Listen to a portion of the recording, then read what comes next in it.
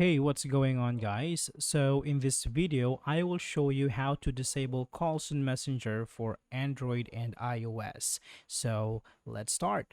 Now, first here, you can go ahead and tap on your settings, go to apps, and here, let's search for Messenger. Now, from here, what you want to do is tap on permissions and tap on camera.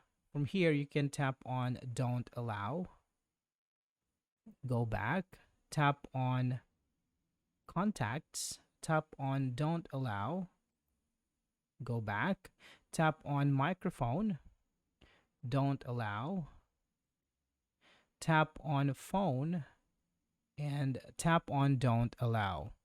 Now, with this one, you can disable calls on Messenger. So that's all for this video, guys. I hope you find this helpful. Thank you so much for watching, and I will see you in the next one.